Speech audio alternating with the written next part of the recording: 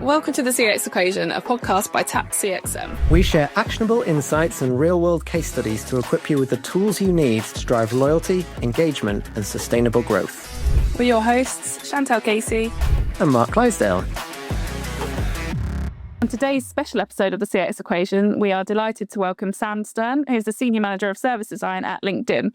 Sam has spent his career focused on improving both customer and employee experiences, leading service design work that looks at end-to-end journeys across one of the world's largest platforms, LinkedIn. Alongside that, he also hosts his own podcast, The CX Patterns, where he explores key concepts like trust, anticipation, and expectation setting in the world of customer experience. In today's conversation, we're going to challenge a long-held assumption in CX that all friction is bad. Sam's been exploring the idea that some friction, when designed well, can actually improve experiences. So without further ado, welcome to the podcast, Sam. Hey, thank you for having me. Great to be with you. So firstly, let's just take a minute to understand your background a little bit to give our listeners some context. So you spent a lot of your career looking at end-to-end journeys and experience design. What first got you interested in service design and customer experience as a discipline? Yeah, well, to be honest, I'd never heard of customer experience, and I was working at Forrester Research at the time, who had a big customer experience research practice and consulting offering.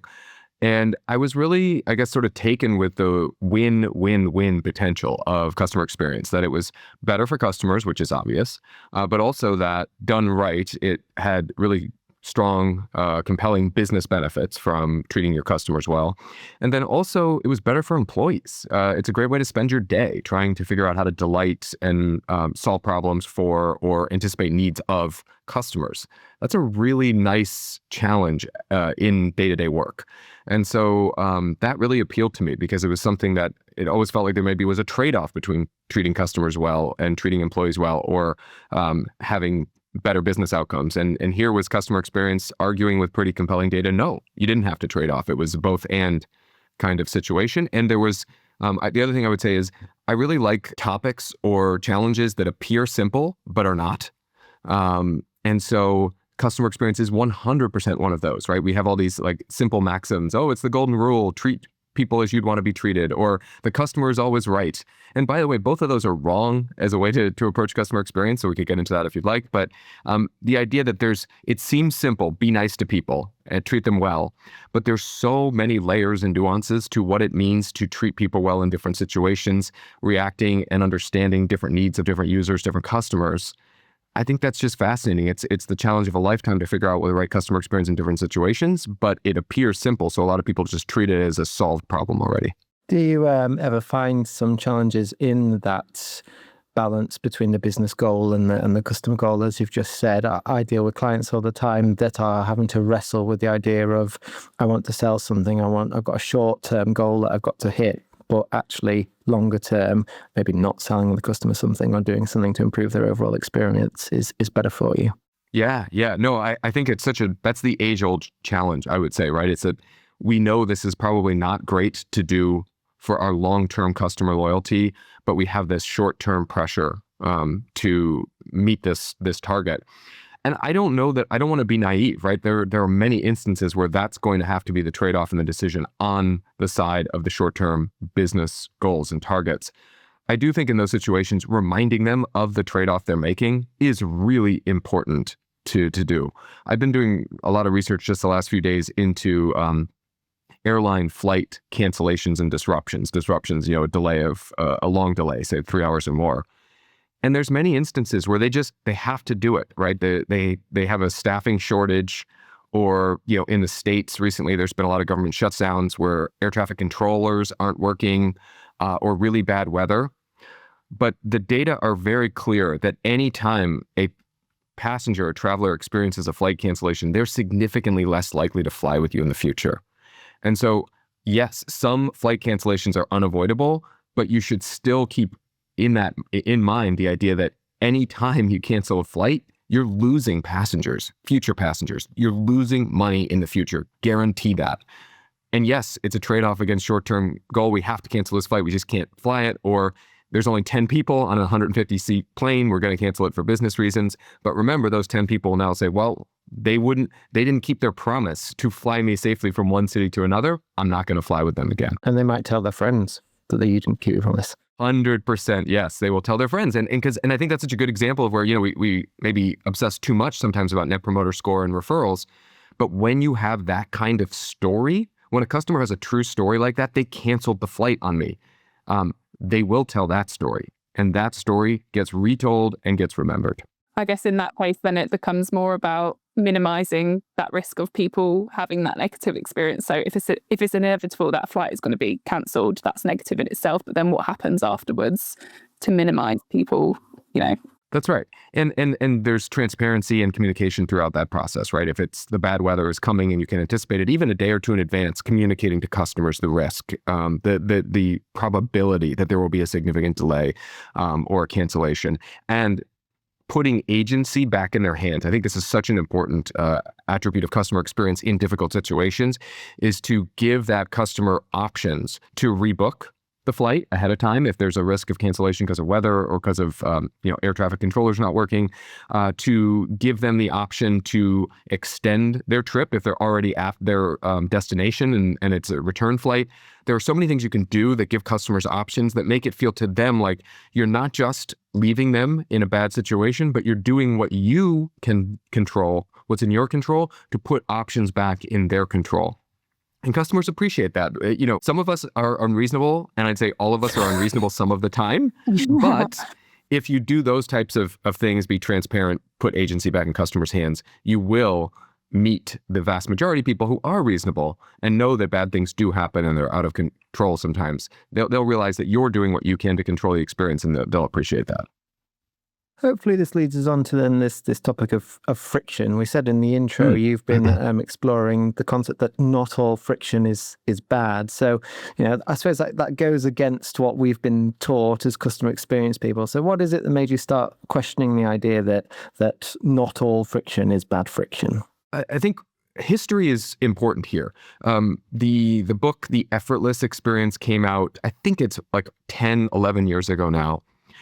I argue that at the time, that was a necessary correction. We were like in this, every moment needs to be a surprise and delight moment. And it's like, people are paying their bills and coming in for their daily coffee. There's not a surprise and delight moment in every little journey, in every little interaction. And that was what that book pushed back against. When they call in to reset their password, make it effortless and easy. Agree. However, following that logic to the end point of every experience should be frictionless and effortless, so wrong. It's so catastrophically wrong. I don't even know where to start with like how bad an idea that is. And too many companies are applying that idea that is good in limited situations to all parts of their experience, which then leaves nothing for your customer to remember you by. And the analogy I always come back to with this is, if you think about a story, the equivalent of take a fairy tale. The equivalent of an effortless experience to a fairy tale is the first page and the last page. Once upon a time, and they all lived happily ever after. There's nothing memorable in that story. And I know that it strikes at the heart of what we're trying to do, which is improve experiences, make them better, and make them go better.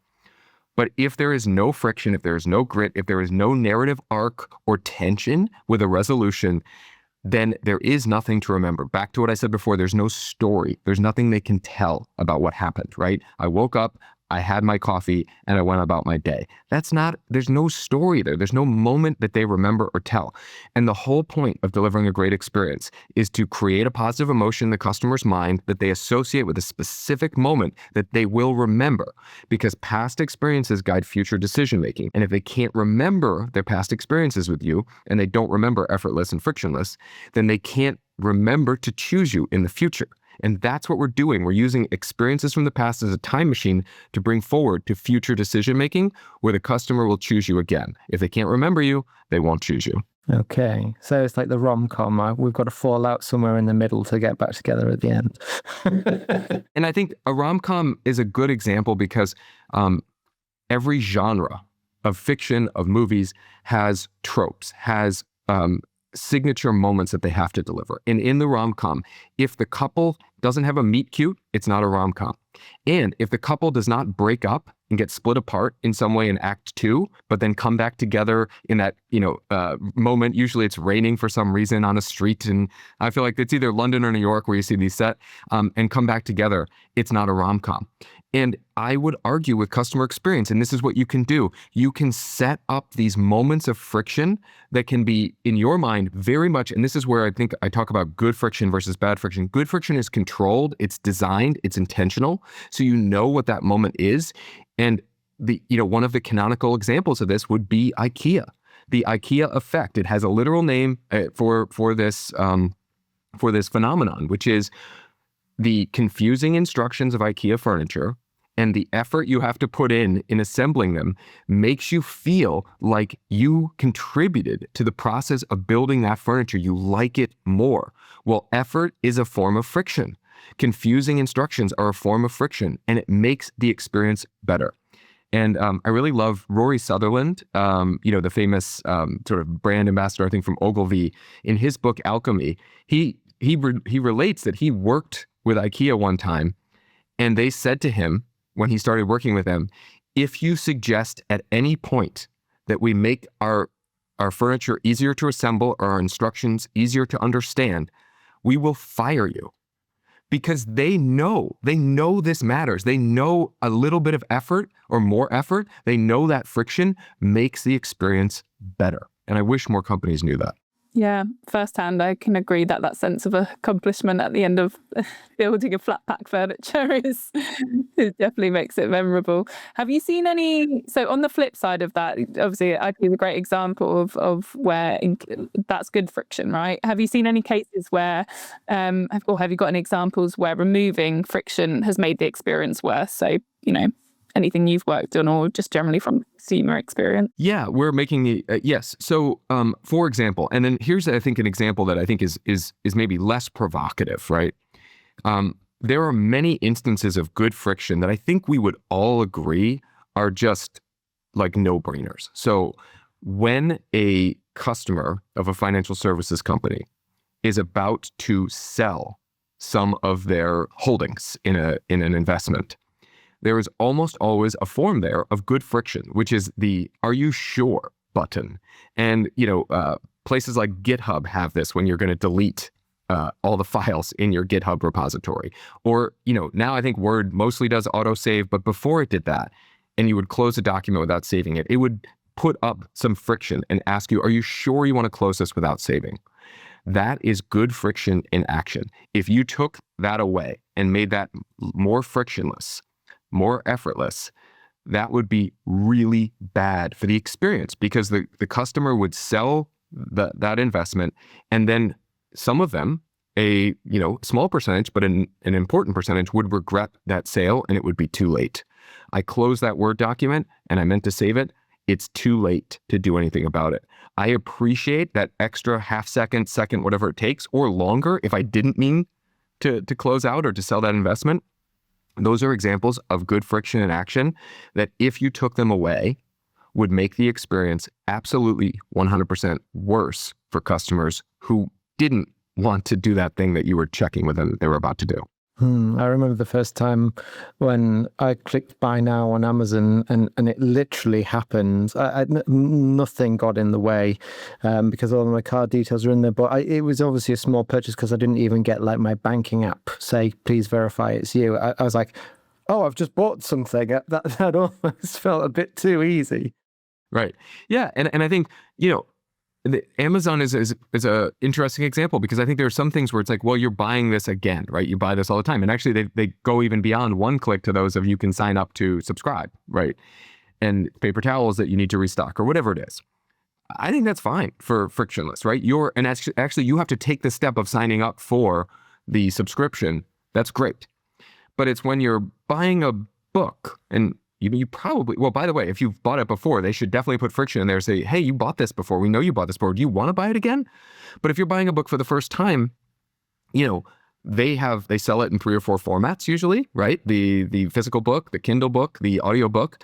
They should probably check with you if you're buying the right version. There's just so many little moments like that where, if you take all friction out, we can do things almost literally without thinking about them. And we can make a lot of mistakes that are so easily avoidable without ruining the experience. I'm talking about putting a little bit more friction back in. And it works better for everyone. And you don't take anything away from that speed that the customer notices. Yes, it might be a half second slower, but Amazon is already so fast, we're not gaining any real advantage of speed by being a half second faster at that point. It's already so fast. So how do you make it feel intentional rather than frustrating? Yes, absolutely. So I alluded to this before, but I think you want customers to feel that the friction is putting them back in control. It's giving them agency. And one of the sort of edge examples of this that I think illustrates the larger sort of set of cases here is, and I don't know if this is true in England, so you tell me if this is true, but in the States, gamblers can ban themselves from casinos if they're problem gamblers, so that no one is allowed to let them play, casino games. And this is to me, this is the ultimate form of user agency, customer agency. They're saying, I can't control myself in your establishment. You cannot let me in. And I just think, to me, that's such a great example here of you're giving, they can't control themselves in a casino, but the ultimate form of agency is when they're not in a casino, they can elect to not go to a casino, to be banned. And that's a really good form of friction to control a user from overdoing it. And less of an edge case here is, I've noticed this, that Instagram, I think with maybe teens and younger, now will they say, hey, you've been scrolling for a while. Would you like to take a break? That is a perfect form of good friction to put agency back in their mind. They've slipped into this, doom scrolling loop that they can't get out of. The interruption gives them agency back to make a conscious choice. They can decide to keep scrolling. It's fine. But they can also decide like, oh God, I got to stop this. I thank you. You've helped me to stop here. So I would say that's the first one is put agency back in the user's hands. That's the most important. The second would be, which I was talking about before, but is slow them down when it really should be a conscious choice. Selling an investment, closing out a document, deleting something. Don't just rely on them to assume the user knows what they're doing, that the user has everything figured out. Double check. You're almost being a friend. You're being supportive there. Like, are you sure you want to do this? Okay, good. Then do it. But I wanted to check. The third one I will agree is controversial.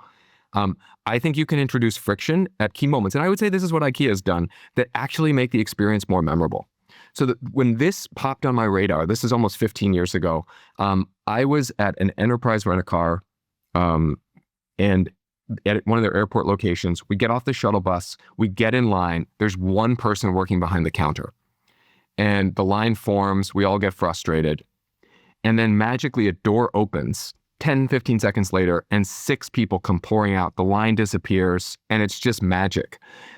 And then they did that again at another location. I saw it like 3 months later. And so I asked them about it, and they were pretty funny. They were like, well, we can't say we're doing that, but yeah, you notice, huh? They admitted it without admitting it, if that makes sense. And I call this the enterprise pause. And they added 10 to 15 seconds to our experience. But that they basically created a service recovery situation. We talk about this sometimes, right? Like, oh man, if only every customer could experience our great customer support, they would love us. Because it's true. Service recovery almost always is a great example of this. It almost always makes a person like the brand better if service recovery is handled well. This is an in real life example of actually creating a bit of a hiccup that switches on the conscious portion of our brains. We're noticing like, wait, why is there a line here? Why don't they have enough staff working? You're paying attention. And then boom, all those people come out. You're paying attention when that happens. You notice. That is remembered better as an experience than if all 6 or 7 employees had been working when the shuttle bus arrived. You'd be like, oh good, there's no line. You forget that. That's nice, but forgettable. The resolution of the line is what's memorable. And so I think more companies should look for more moments like that. But keep them manageable, I guess, and keep them manageable. They had the right number of people working. They knew when the shuttle was arriving. They just waited 15 extra seconds to have everyone come out.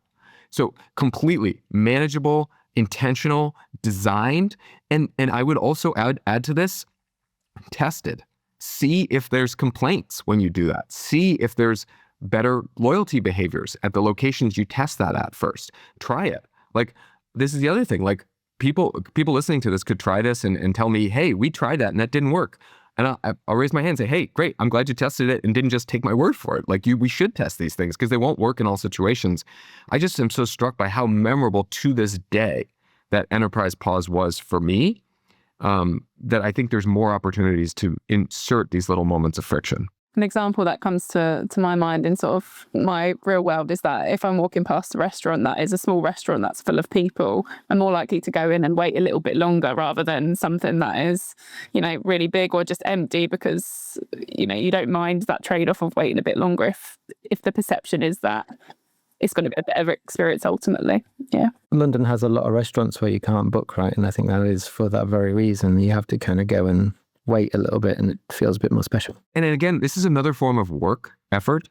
If it's a hot restaurant, if you had to stand in line, you will rationalize to yourself that it must have been worth it for the quality of the food or the service or just the buzz of a hot restaurant. We tell ourselves stories. We're not fully objective, not even close. So to your point, that actually makes, hey, this place, I was able to get a table. There's something to that. Again, that's a story that you get to tell. Not an empty restaurant. It's not a story. You're a little worried. Did I make a bad decision here? Do I have good taste? Why is there no one else here right now? Yeah, exactly. Just in that example there, you mentioned about service recovery and obviously your experiences with service design. Can you just, for our listeners that aren't familiar with service design, sort of briefly outline what you see it as a discipline? Yeah, absolutely. So I was in customer experience for 20 years and then moved over and started the service design team at LinkedIn 2 years ago. And at that point, sort of had to say to myself, well, these seem very similar. We do a lot of customer research, a lot of user research with employees too. We map end-to-end journeys, and we try to consider all the steps in a journey and the broader context of what this person is coming to us with as a customer. What has set their expectations? What do they know about us, if anything? What did we promise to them to deliver in this experience? Where I think service design goes a little bit beyond customer experience, I think it does a lot more to look at, we also create a journey map and then we create a service blueprint. And I think looking at the ecosystem that delivers the experience. So we do a lot of research with LinkedIn employees. What tools and processes and systems and policies do we have in place? And to what degree does it make it easier for employees to deliver a great experience to our customers? And where do tools or policies get in their way? And looking all the way back, and why did we create this policy in the legal department, right? So you're getting steps removed from the end customer to understand the legal team's motivations. Well, we're protecting LinkedIn from bad actors. That's a good reason. But this policy is preventing the customer-facing employee from answering the customer's question in this instance, right?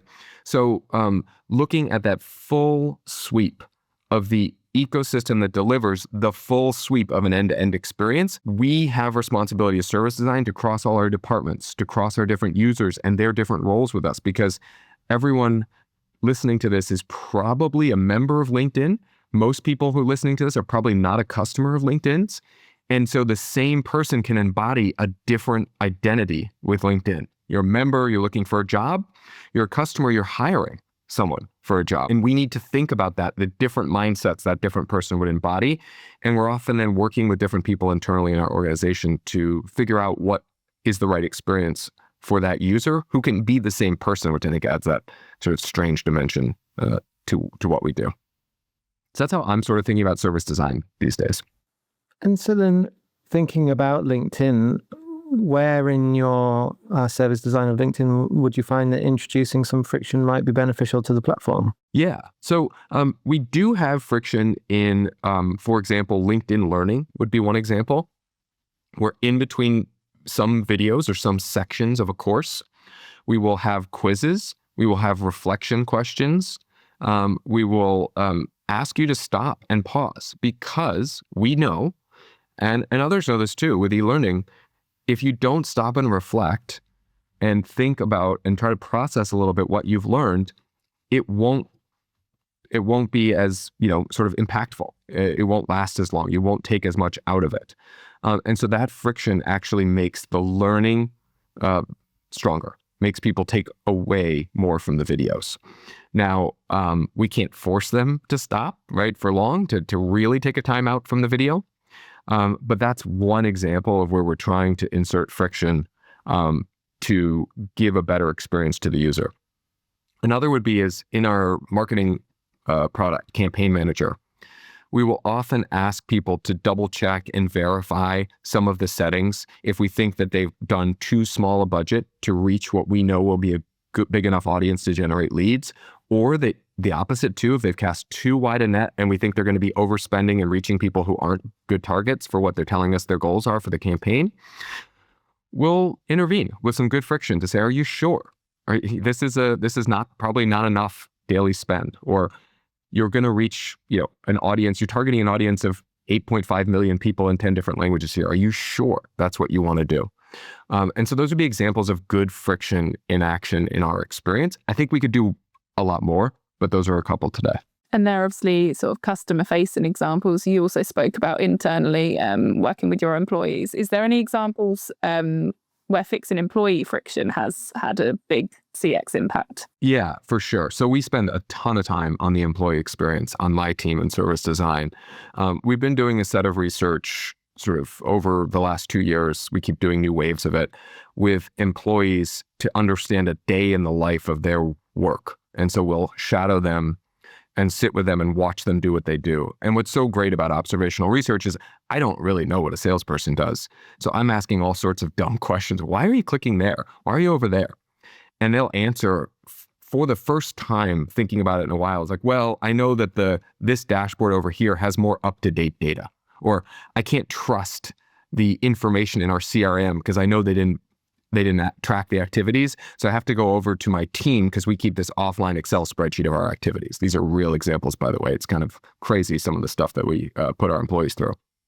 And so, a big one point of friction is activity tracking. So you're on a call with a customer and you're taking notes, and then you take time after the call to, clean up your notes and enter them into a field in the CRM. So other people who would touch that account, often future account managers or customer success or support or whomever, can see the record of our interactions with the customer. I mean, this is classic. I think every company's doing a version of this. That does not benefit that sales rep right at that moment to have to take that extra time. So for them, it is friction. It is onerous. And so we've been spending a lot of time automating. We're recording almost all of these calls. We're using Microsoft Teams to do it, or we're using Gong, or both in some instances. And it is capturing the notes with AI. It's summarizing the notes. It could very easily integrate those directly by logging the activity for that employee. It takes better notes. It would do a better job. So you'd actually have a higher quality and save that employee time. That's an example of where removing friction is better for almost every single person in that ecosystem. Yeah, and in terms of that employee's experience, they're now not, resenting this task they have to do because it doesn't benefit them in the short term, especially if they're in sales. I'm sure they're motivated by what benefits them in the short term, And it's so funny in those conversations because they'll in the same sentence almost, just separated by a comma, tell us, the activities, the information is so poor in Salesforce about our customers. And I hate tracking activities. I don't do a good job of it. It's like, well, now you know why the information's so bad. Everyone has that same dichotomy of they hate tracking activities and they wish they had better information about customers from other people's activity tracking. Yeah, I guess on that area as well, this kind of crosses over with the sort of MarTech space we're in as well now. It's for them to understand what the benefit is to the wider organization as well, rather than just like the activity tracking needed, to benefit the organization in a lot of other ways, but maybe they're not privy to that information or don't understand the value in it, which makes them resent these additional stuff that they have to do. No, I think that's a great point. Yeah. So Sam, we spoke a lot about specifically about LinkedIn, which is where you're at the moment. But if someone wanted to rethink friction in their own organization or the organization that they worked in, where should they start? What types of things should they think about to take that first step? Yeah. So, the first step I would recommend, and if you're listening to this, hopefully you found what I'm saying somewhat persuasive. I would change the mindset about friction. I think it gets cast as always bad. Change your mindset to say there is good friction and there's bad friction. There's absolutely lots of bad friction. I do not want to pretend for a second that we only have to find places to put good friction in. There's so much bad friction to take out of experiences. So again, there's a huge category of bad friction you can be trying to remove from the experience of both your customers and your employees. but don't assume that all friction is bad. So change your mindset, right? Think about that whether, and ask yourself, so start off, is this good friction or bad friction? And bad friction to me is almost always unintentional, not designed, not there by choice, there by accident, there by happenstance, there by just a poor experience for customer or employee or both. And so that would be things to remove. It often then opens up the possibility. So once you've got this mindset of, if we remove this bad friction, do we want this to be an effortless experience? For example, paying a bill from a customer should be an effortless experience. It should be as few clicks as possible, unobtrusive as possible, not memorable. There's nothing good memorable about paying a bill unless it happened to be free, which it won't be, right? You need to be a going concern staying in business. And then there are other instances where we'll say, okay, we got this bad friction out of the way, but is there some good friction we could insert or that we need to insert so it's not too effortless? So they are consciously thinking in the moments we want them to be consciously thinking, or they are noticing the peak moments of this experience so they're remembering them. That enterprise pause example I shared earlier is an example of cueing their conscious brain to notice your best moment, which is the smiling employee interacting with the customer and getting them on their way. That's the best moment in that rental car experience. So you want customers to remember it. So think about that as well, is good and bad friction, and where can we put good friction in where it feels responsible and it builds trust, and where can we put it in where it makes the customer more likely to remember our best moment? Some good practical takeaways there. Is there any sort of moments within a customer journey where, where friction adds the most value? So just sort of generic moments people can take away and start looking at. Yes. And I was just sort of talking about it. I can draw this out a little bit, is when so the peak end rule, Barbara Fredrickson, Daniel Kahneman, going back 30 years now, figured this out in research, that people by far remember the peak moment of an experience, either good or bad, and how the experience ended. And I was just reviewing some of the research, and it's like 94% of an experience memory of an experience can be explained by the peak and end of that experience. So it's like two moments just dominate the memory. It's crazy. And so if you have a positive moment in your experience that you want to be particularly memorable, you can actually create greater contrast with the moment that comes just before, which is friction in many instances. That line, resolved, enterprise pause, is a great example of where they went from it being, hey, it's a smiling, friendly employee, which would still be a peak experience, but an 8 when right before whisking in and seeing there was no line is a 7. Now we've made a line, so it's down to a 4, and that's still an 8. And that contrast is more noticeable. And this is part of the research in the peak end rule, is that contrast matters and change matters. When you have that low to high trajectory, customers are more likely to remember that. So use friction around peak positive moments in an experience to make them more memorable. I really enjoyed what you're saying about staff as well. I do, back to what I said at the start about you have to convince a business that looking after their customers is beneficial for them in the long term. I do then think, well, how do you look after your customers? Big question, but empowering your team to do the best for the customer and giving them the tools and the ability to do that, I just think is such a great thing. So yeah, I think there's so much to learn here in terms of how do we make things easier for the right people, and then actually empower them to think about what is the best experience that can be used to deliver on the end goals. Yeah, I'll just add one thing to that, if it's okay. The other thing I sort of been looking into recently is how much more likely we are to remember a moment with a human than a digital moment. And it's part of our evolution, right? We are the most social species on Earth. We have the largest groups that we live in. And we got that way because being in large groups when you don't have sharp teeth and you're not the strongest animal out there was a survival tactic. And if we evolved over millions of years to be a certain way, we will stay that way for far longer than all the digital screens disaggregate human interaction. But the human moments is another form of friction where you might say, hey, you know what? This could go faster with self-checkout, for example, in a grocery store, but we're going to decide that we want you interacting with a member of staff. And I think Pret a Manger does this. I don't think they have self-checkout. And Trader Joe's, which in the US is the highest rated grocery store chain, has decided no self-checkout, no delivery, no curbside. You have to interact with a member of our staff. Their staff are all really friendly, wearing Hawaiian shirts, nice. They always compliment me when I leave the store. that's more memorable because it was a moment delivered by a human. So that's one other bit of sort of friction advice here at the end is there are moments you actually should decide sometimes to keep human because it will be more memorable. And that's a form of friction because it slows them down. Been on holiday, right? And I had to go through Heathrow Airport and it was all self bag check-ins. And so many people just don't know how to do it. And there must have been 15 staff just to help people use the self check-in terminals. And you just can't help but think, imagine if they had 15 people on the desks checking bags in way that we used to. How much quicker would it be? It's so funny. They haven't reduced staff at all, to your point, no, right? Not at all. And then the experience is worse. It took longer. No wins there. I have also, though, recently been telling people about a very good experience I had on one of my digital banking apps where I had a problem with a transaction and I asked the AI chat what to do and it gave me really good specific advice. So in that instance, it was good, but I certainly think there's sometimes with financial services as well, you just want to talk to a person. You don't trust that you're going to get the right answer from the machine. That's right. But I do think this is a possibility, in AI in particular can have that feel of being so human. I think our conversations with the large language models have gone to a point where we are ascribing personalities to them.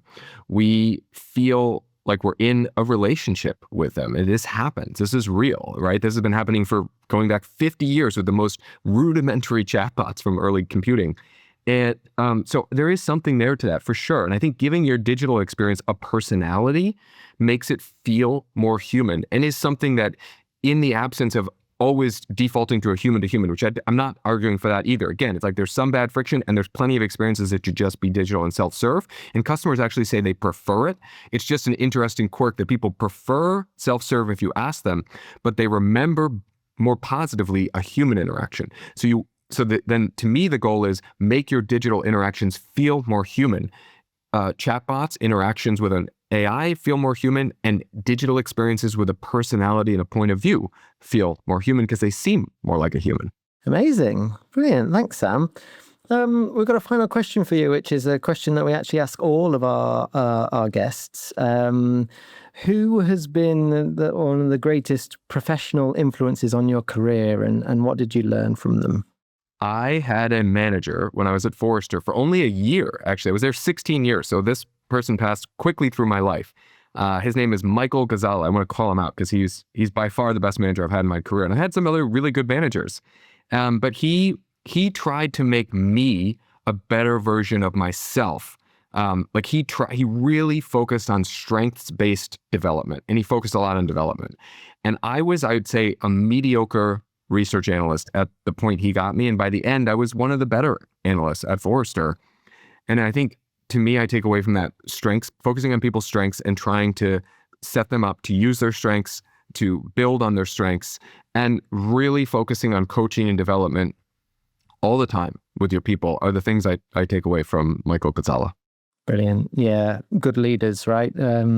We're at Tap, Chantel's leading the charge at Tap and making sure that our leaders are good leaders. They're not leaders because they were technically the best in their area. They're the people that know how to grow you and improve you. So yeah, I think it's so valuable when you get a good leader.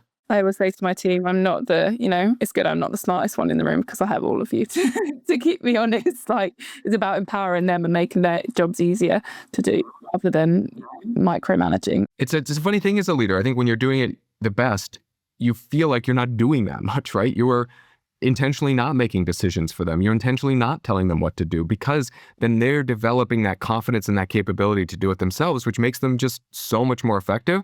Be like, wow, am I being lazy or am I being a good manager? Sometimes it's muddled, right? What it looks like. I call myself the queen of delegation because I'll be like, if you can do it, you're doing. Brilliant. Well, thank you so much, Sam. It's been great to talk to you. Yeah, pleasure talking with both of you as well. Thanks for having me. Yeah, it's been really interesting to hear, to draw examples from my own experience on friction, good and bad friction, and how that's impacted my, perception of a brand. And so, yeah, really good chat. Thank you very much. Yeah, my pleasure. So an interesting one for me this week because I think Sam really challenged the way I think about things. I think I have always been thinking seamless customer experiences, frictionless, how to make it easier.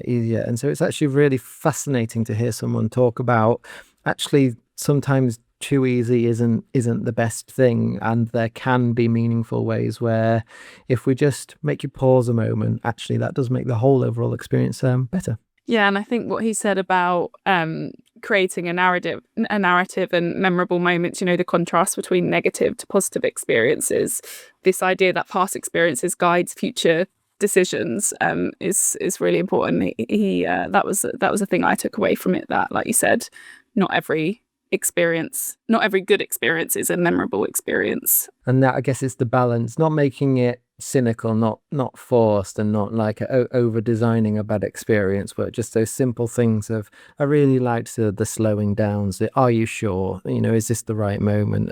He talked about the learning, and he talked about the scrolling on Instagram, and I was thinking, I remember when Netflix used to ask me, are you still watching Netflix? I still do that. You obviously have a six episodes in. I obviously don't binge as much as I used to, but yes, maybe I should go and have a bath and, you know, and do something else for a bit.